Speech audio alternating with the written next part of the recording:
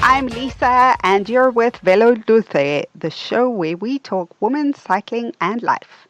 Velo Dulce is from the Italian phrase La vita dolce, which means the good life.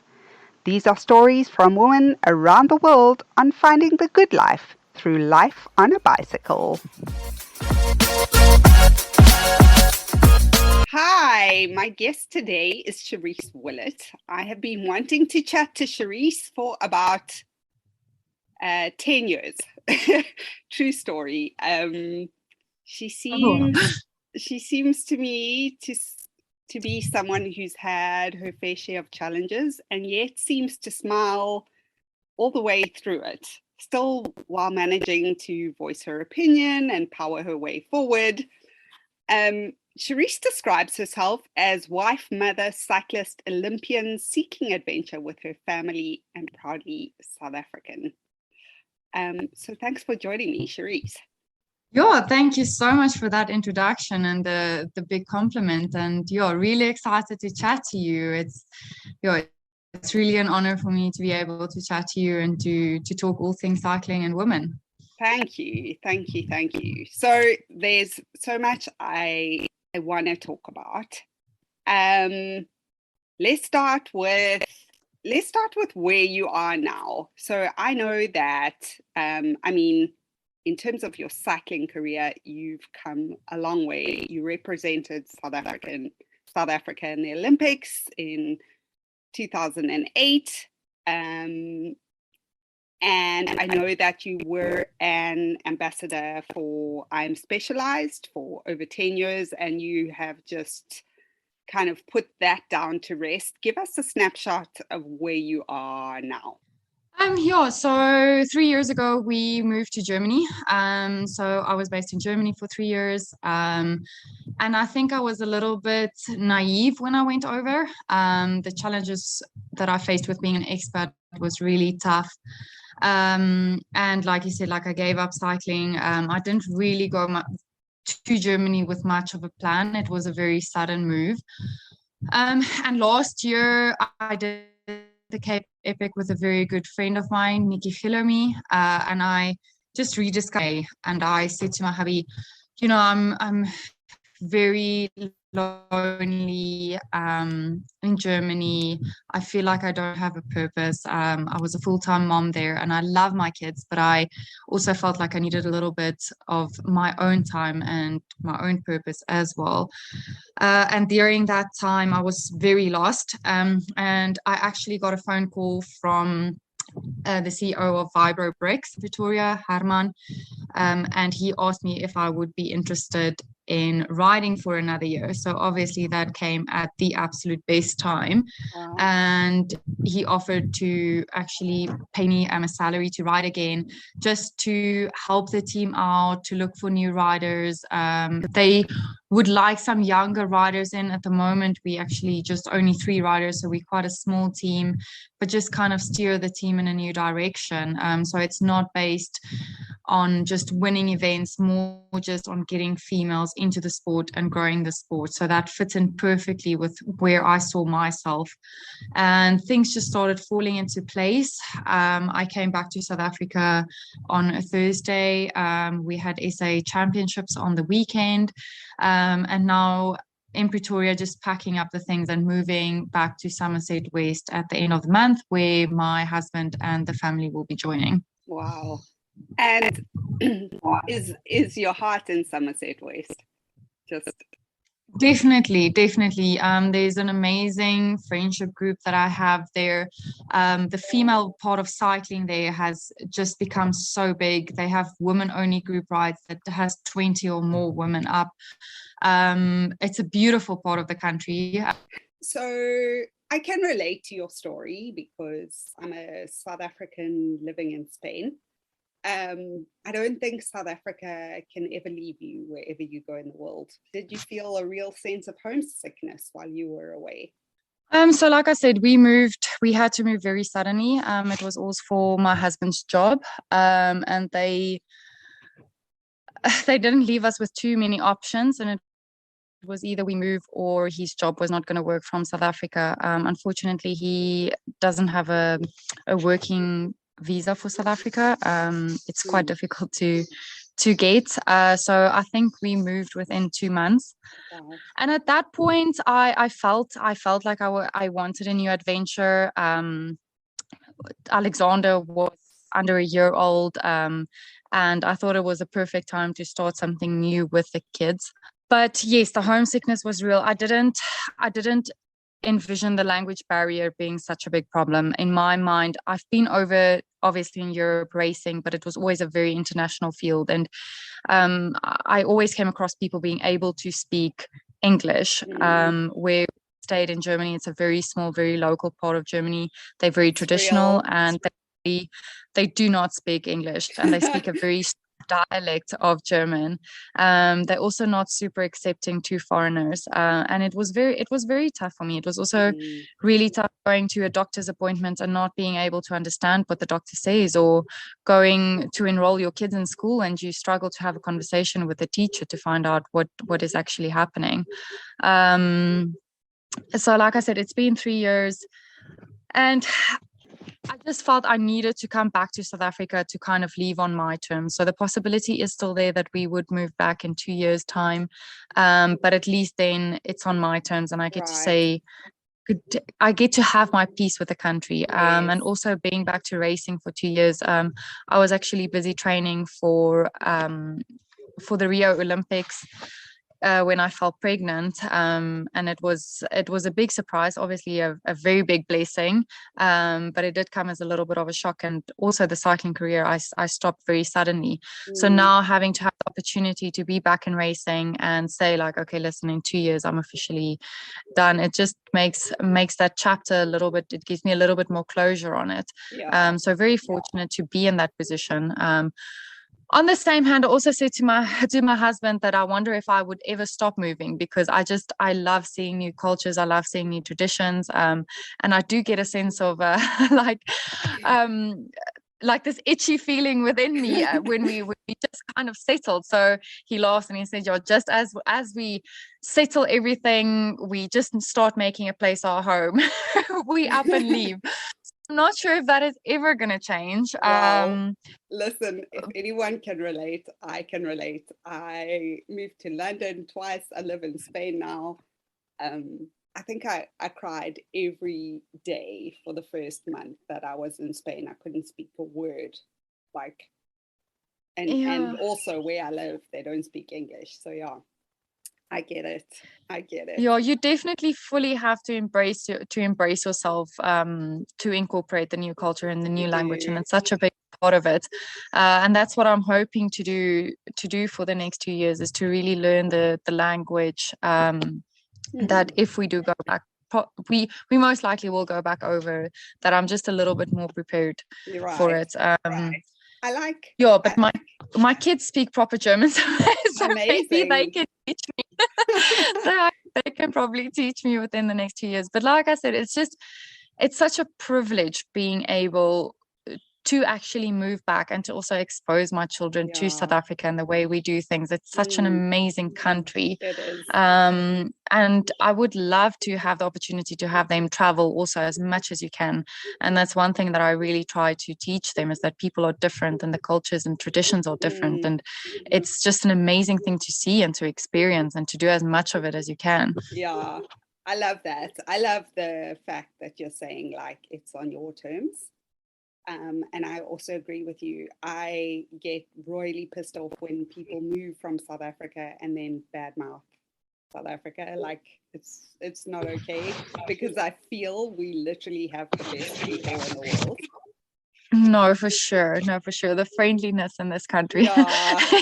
It's amazing just being back here, and everyone wants to start up a conversation. I go to the bank and everyone is just so interested in where I've been, where I've come from, like why are we moving back, how was it? And it's just something that really like people have time for you, and like I said, they're interested. They are just interested in what you have to say and what your life story is. And that you don't find in many other countries. No. I didn't experience that in Germany. They're very efficient there, but they also don't often take the time to really get to know you. I think Spain is on the other side of that. They want to have like 5 hours for lunch, and you're like, okay, but I actually have to go and work now. But yeah. So let's talk about your story a bit. So you've come back to racing. I mean, you continuously defy the odds, it seems to me, in everything you do, and you kind of push the boundaries, and you do it with a smile all the time. Like, how does this picture look?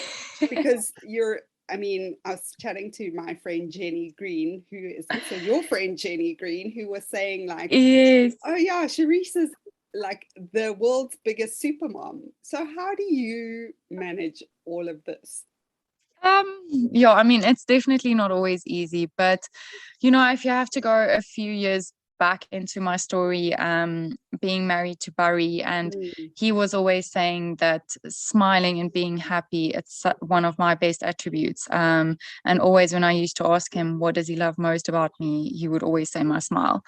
And I think when he passed away, I really focused on finding that smile. And every day, everything that has happened since then, nothing can be as bad. Nothing can be as bad as losing someone that you care so deeply about.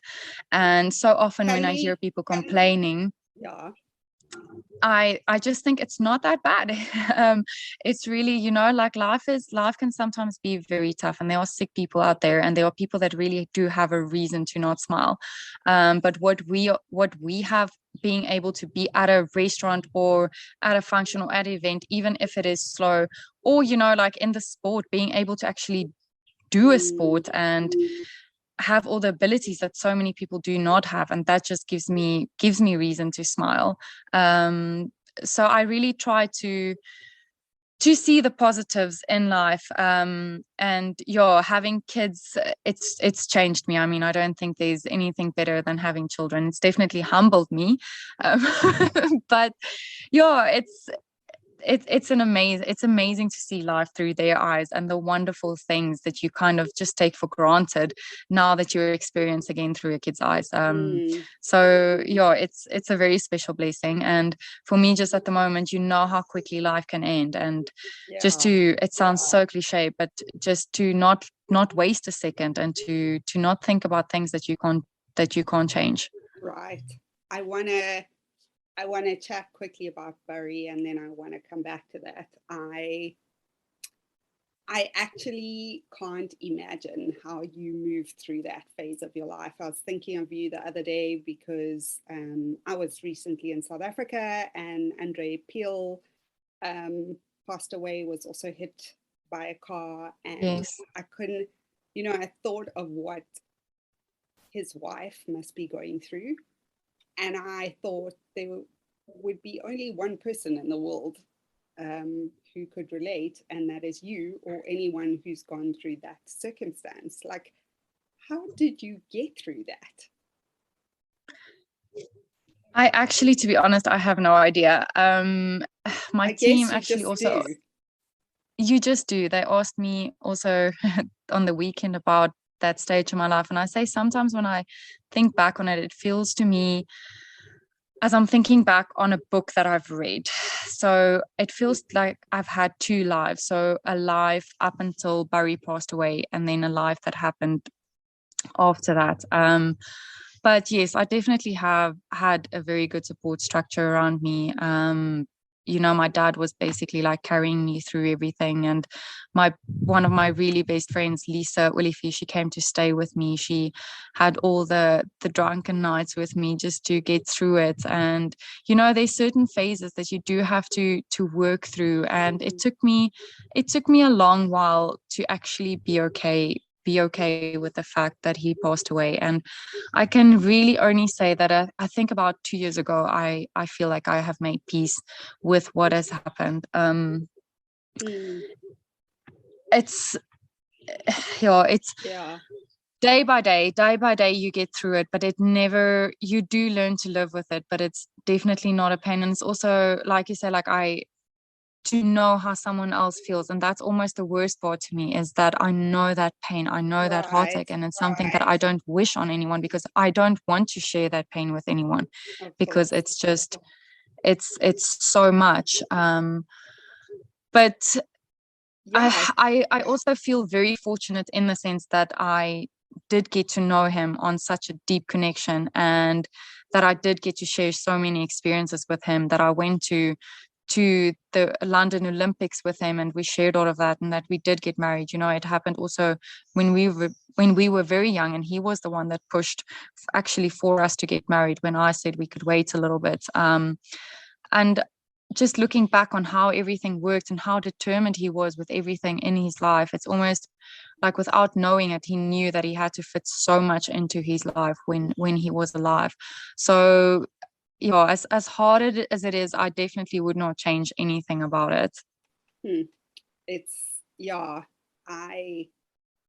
I can relate, I guess, in different aspects. I think everyone's had their level of pain, but that is something unique, but something that has really stood out for me. And I've kind of, I've been close to your story, not because you and I have been close, but just because I've been close to other people, and I've been in cycling for what seems 100 years now. And I've just always been amazed at how you've kind of come through, and you've taken a situation which is absolutely devastating, and which could just crush a person for the rest of their lives, and you've come back and you've kind of, as you said, you've embarked on another life. And even now in your cycling career, it's like you're embarking on a fresh start, and that's incredible. Yes, definitely. I think also, just to touch on that, like you said, like, you've been involved in cycling, and I think that's the amazing thing about cycling. I started riding when I was 8 years old with my family, and there's a group ride that I started doing also very young, with 12 years old, and you kind of see people going through different phases of their life. And for me, cycling has really, it's been there for me throughout everything. When Barry passed away, I wasn't sure that I could ever climb on a bike again. And there was a good amount of time that I absolutely hated it, but I very quickly realized that my two biggest love in this world was Barry and cycling, and now to lose both at the same time, it would absolutely crush the person that I am, and I would not be able to face life. And for me, just climbing out on the bike, something that I've had for such a long time, it was just my sense of peace and what I needed to do to clear my mind. But now being able to still ride with people that you rode with when you were 8 years old, and seeing also how they pass through life, but how cycling is still that center that keeps you connected. And it's really special. There's not a lot of sports where you can actually connect with so many people and see so many people going through different phases of life, and that to me is very unique. I said to my dad, the group that we are riding, and you're riding with prosecutors, you're riding with Olympic champions. There's such a big mixture, and cycling brings it all together. And I don't know many other sports that can actually provide that. It's true. To me, cycling is it's a connector and a leveler. And I can relate to what you're saying. I mean, I think last year cycling saved my life, honestly. Oh, wow. Just from a really, really tough time. And just the friendships you forge through cycling are kind of unbreakable. For sure. Yeah. For sure. So let's talk about the team now. Like you said, your role there is kind of, as much as it is racing, it's mentoring new teammates. What is it you want to achieve? So we're looking to get some younger riders in. So the team started almost from fresh for 2022. So we're 3 riders at the moment in the team, and it's quite an older based team. So it's myself, Joanna van der Winkel, and Carla Oberholzer. And the nice thing is also, so Joanna also has 2 children. And I also feel sometimes that the cycling industry, they're not very open-minded when it comes to moms. Right. I chatted to some sponsors when I mentioned that I would like to get back in racing. And they said to me, you know what, Cherise, you're a mom now. You should forget about that. Wow. And I was so offended by Really? the comment, because why can you not race when you're a mom? You know, Yeah. there's no reason why you can't. And that is what I loved about this team, is that they really embrace the fact that Joe and I are moms. They understand the time management issues that we might have on weekends. So that's a very kind of a first experience for me. And, you know, also with Vibrobrex coming in, they've really just given us the opportunity to try and get to the top level. Like I said, we had national championships on the weekend where Carla Ober also finished 3rd. I'm not quite on the level where I would like to be, so I couldn't provide as much assistance as I wanted to. But it's, you know, with moving from Germany and coming from those extreme cold temperatures to the heat, it was a little bit of a struggle, and it will take some time. But the level of racing in South Africa is really high. I think it's probably the highest that I've seen it in the last 10 years. And that's very exciting. The numbers that I was riding on the weekend has been some of the best numbers that I've seen in racing in South Africa. And I was getting dropped on the first lap. So that's very positive, and that's usually exciting. I think there's already 3 girls that have signed with continental teams in Europe. So, yeah, as for me personally, I would like to get some younger riders into our team that I can mentor a little bit, and then also grow just the amount of women on the start line at the events. That mentality, when you're a mom, you can't race, that kind of falls away a little bit. I think that's a very unfair way of thinking, and yeah, there's no reason why a mom can't be on the start line of an elite women's bunch. And hopefully just get back to a point where I can be a part of the racing and where I can make the racing at the end of the year. Do you think women's racing, I mean, I know cycling as a sport in South Africa has come a long way. Do you think women's racing is where it needs to be? Like the fact, I mean, in South Africa or internationally? I think both. Both. The fact that there's a comment like you can't, you should forget about it because you're a mom, well, that indicates maybe not. Yes, I think in South Africa there's still a long way for female cycling to grow, and it's from all points of view. You know, it's from the race organizers' point of view to the sponsors to the actual team that always just wants younger and younger riders, but sometimes forget the value that an older experienced rider can add. So I think in South Africa we really do have a very long way still to go. Internationally, I think there has been a lot of growth. I know that some of the riders actually get contracts now that actually has maternity leave in their contracts. And as far as minimum wages goes, continental team. So I think there has been a huge growth. I don't think it's on the same level that it is of the men's team when it comes to, obviously, to prize money and to salary wise. But at least there are people working on it. At least there are people actively pushing the boundaries every single day and trying to make that gap closer and closer. And that's kind of where I would like to step in a little bit in South Africa, and have meetings with our national federation and talk to them about making that gap smaller in South Africa, particularly as well. And you are very good at that.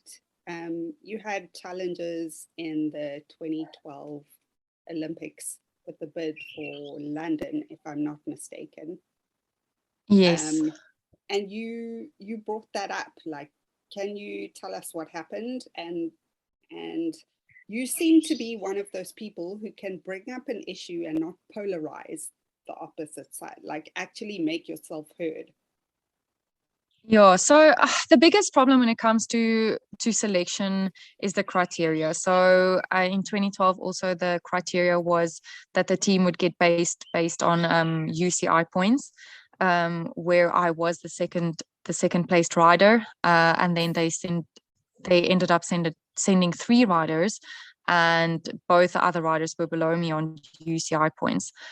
So that I had to challenge. It wasn't that I was challenging the riders specifically or saying that they weren't good enough, but that was the criteria, and I fulfilled the criteria, and I didn't get chosen based on politics. And that was very difficult for me to accept, and that is why I challenged it, and I took it all the way to court. At the end of the day, it was getting so close to Olympics that we had the court dates scheduled for, and I knew just with all the emotional stress, I wasn't going to have the best race, and I decided to let it go. I think that I definitely was on the strongest shape that I've been in the best shape. I also won La Route de France just after, I think it was 2 weeks after the Olympics Games. So I was very sad to not participate in the race, but like you said, I did make my point heard, and I didn't just give up. The same when it comes to prize money at races in South Africa. I did challenge a race organizer as to why there was such a big difference between the men and the women when the women paid the same entry fees. We raced the same distance, and they did end up making the prize money equal. And my husband, he's the manager of the specialized factory team, and we very often have fights about women and where I think that they can promote women more,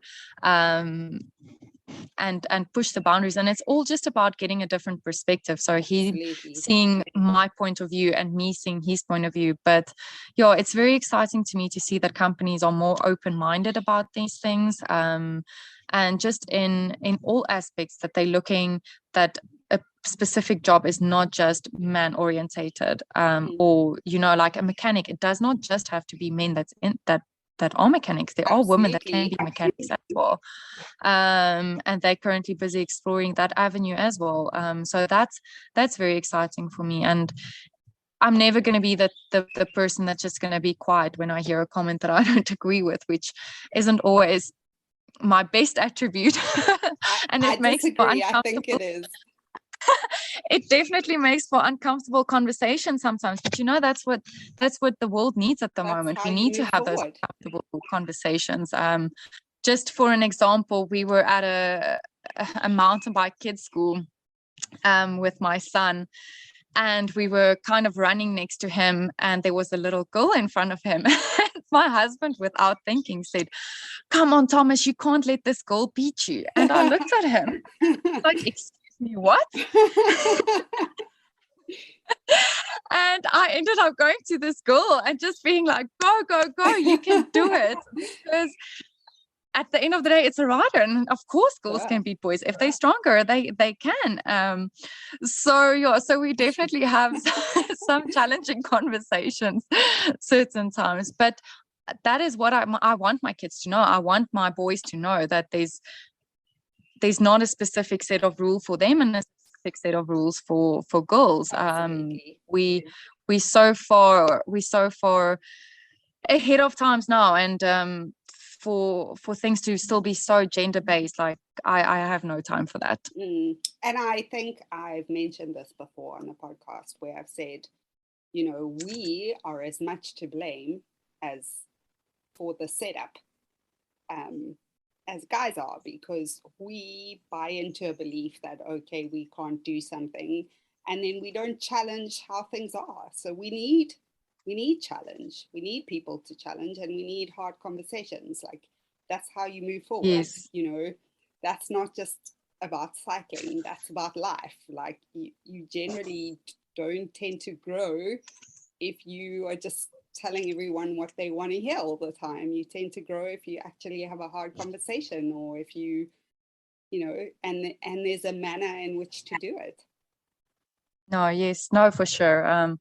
For sure. So at least I feel like we're at a stage where people are actually willing to listen. And I think that's a very big step forward. Yeah. So now, how does this like paint us a picture? And I know you're in the middle of moving countries, and so maybe the picture is not quite painted yet, but what does the picture look like on a day-to-day basis of training, managing kids, like looking after your nutrition, dealing with sponsors? Like, how does this all fit together? So at the moment, it's very chaotic, like you said, busy packing, and in between. So at the moment, I'm doing what I can when I can. But before, when we were in Germany, so my kids usually wake up around 7. We have breakfast together, and then I drop them off at school around 8:30. Where I'll come back, sit on so most of my training up until now was actually done on the indoor trainer, just because it was so cold in Germany. And the sessions range between usually 1.5 and 3 hours. And then it's clean up the house, shower, pick up the kids from school around 1 o'clock. I try to walk most of the times to school and back with them. Sometimes they're not very happy with me when we're walking in a very cold, windy snow, but we always have an adventure on the way home, stopping at the park, playing. I like to take my time to come back home. And then I try to do some games with them the moment that we're home. So it would be Uno, snakes and ladders. They have a balancing game, trying to do some games. Prepare dinner. Sometimes I will try and do the Cycle Nations ride on Swift in the evening as well. And then pretty much bath, bed, and bedtime story, and then bed. My kids sleep with me still. So that's that's a bit of a challenge that I've been trying to get rid of for the past 3 years, but I'm not quite there. But at the same time, I know that this phase will pass as well. So I'm trying to embrace it. But they are definitely not nights where I get very annoyed. And most of my evenings when I have my kids, I do have to be honest, after I get them to fall asleep, I do sit on the couch with a glass of wine and some chocolate, which is pretty much my best part of the day. I think that's called balance. So that sounds amazing. Exactly. That sounds amazing. That's my kind of evening. Yeah, exactly. But at the moment it's pretty chaotic. So busy with packing all the stuff in Pretoria, and then end of the month we're moving to Somerset West. The 2 kids are with my husband in Germany still, and then just trying to fit in training, as well as trying to get something else on the card. So actually trying to work with a PR company at the moment to try and grow cycling shops and the customers coming towards cycling shops and active marketing events. So just trying to figure out what the next step is actually. I've been a cyclist and I've been a mom, but I'm trying to get the next picture and seeing where the next step is actually. I love cycling. I love everything about cycling. I love events. I love the organization of it. I love seeing the commissaires and how they think. And, I think there's a lot of growth that needs to happen there, and just trying to minimize the gap between everyone, that we can actually get the best for the sport. But ultimately for me, my love in the sport is what I would like to incorporate into my everyday life. I have absolutely no doubt whatsoever that you will make that happen. Thank you. I wanted to ask you, I absolutely loved following you in the Epic last year. You made my day, like your comments on the ride and just your smiles. I would every day log on and be like, oh my gosh. Yeah, so Epic, that so me and my partner, we entered for I think it was the 2020 Epic, was it before COVID, and we actually trained quite a bit, and we felt that we were well prepared, and then COVID happened and they cancelled the event the day before. And then the Is this following year your we started. normal riding partner? Like you guys Yes, are yes, my Mikeys? partner. Yes, yes. Okay. So we were friends. We did Cape Pioneer together and we just loved it. And I said to her, hey, let's do Epic. And then David Higgs from Saint, the restaurant group in South Africa, came to us, and he said he would love to support us actually on this journey. So that's where the entry came from. And yeah, so we trained for it. We felt that we were well prepared, and then COVID happened. So then we said, okay, next year, and we started training for it, and then they cancelled it. Then we said for the third year, okay, you know what, when the numbers started picking up in South Africa, we were like, okay, you know what, this is not going to happen. They're going to cancel it again because the numbers are picking up. All the countries are still very scared of COVID, and we stopped training. And then we got the email saying Epic is on, it's confirmed. So that was our first big shock, and we were like, oh, okay. So we didn't go into it with the best preparation, and it was tough. It was just so technical, just ruthless, like very epic that I have done to date, just actually from a technical point of view. But yeah, she was amazing. We were an amazing team. We really made it as fun as you can make Epic. So yeah. Well, that's so, what no, I it was got from your Insta feed, that you were having fun even though you were suffering. No, for sure. Tell me your best, like, what's your best? Riding with your Mikeys, like doing a race like that? Do you have a specific training partner? So here in Pretoria, I have an amazing group that I ride with. It's the Velo Cycling group, and they meet at an engine garage here, and we do about I think it's a 60-kilometer loop where we go out Linwood and come back Boschkop. And like I said, I've ridden with these guys since I was 12, 13 years old with restricted gears, and it's such an amazing group of people. They really push. So on a Tuesday, it's chaos and it's an absolute race.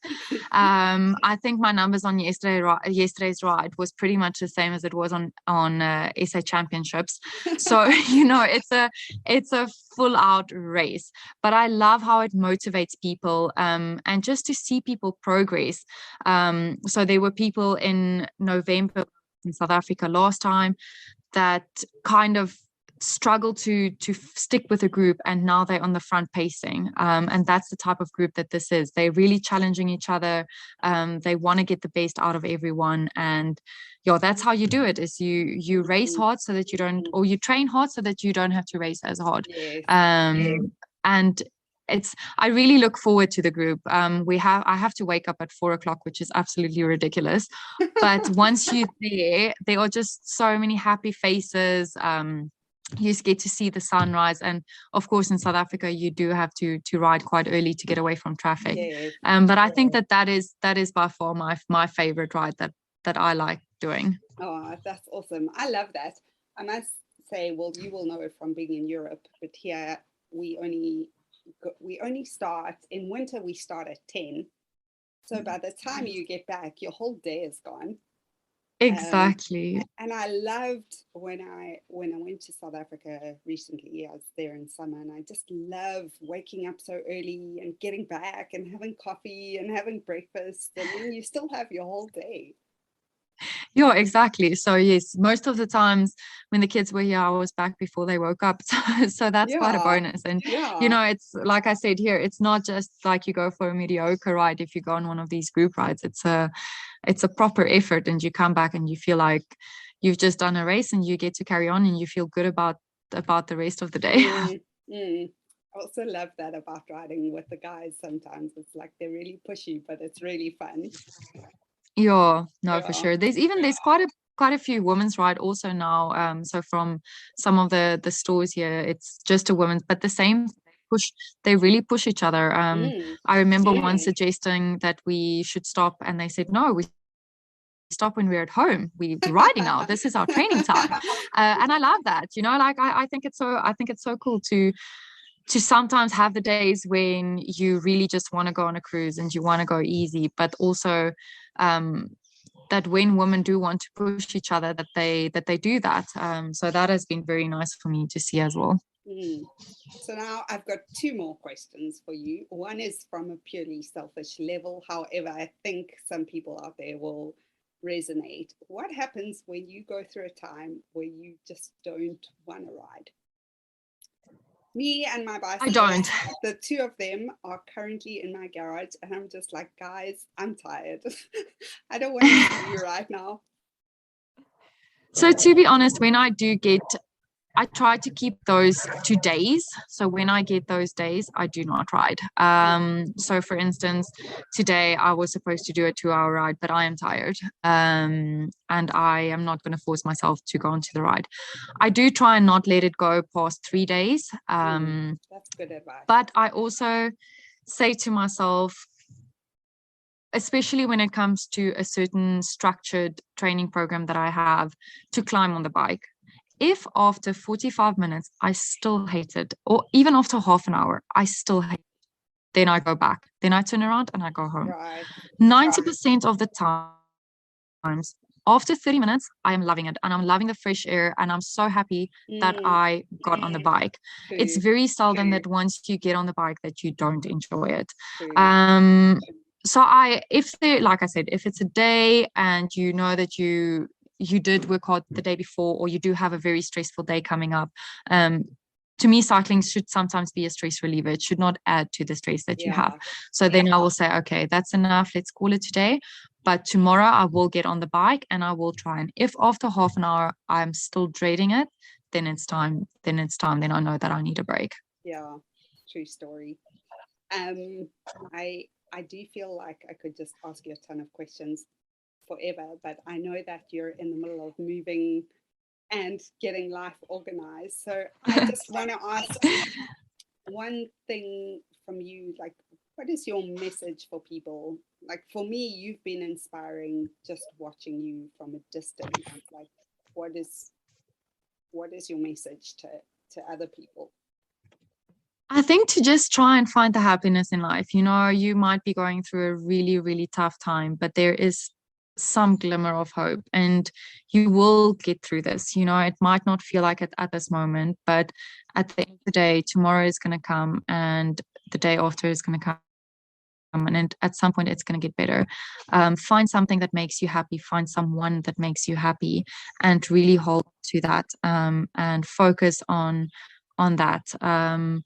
I think self-care is also such an important thing that people tend to forget a lot. And at the end of the day, you have to sometimes put yourself first. And if that is speaking to a psychologist or making sure that you have time out to your friends, you know, also for moms to sometimes say, I cannot deal with my children right now. I actually need a time out. I need some quiet time, to make sure that you put yourself first also sometimes. Yeah, that's great. That's great advice. Cherise, you are an inspiration to us all. Thank you. Luck in moving. Thanks for chatting. Thank you very much. No, thank you so much for having this conversation with me. It's been great to chat to you. Thank you for joining me today. You know what to do. Grab a friend, get on your bikes, drink some coffee, and enjoy the good life. Please, if you love this episode, share it with a friend, subscribe, and I will see you next time for another story on the good life. And Bello Dulce.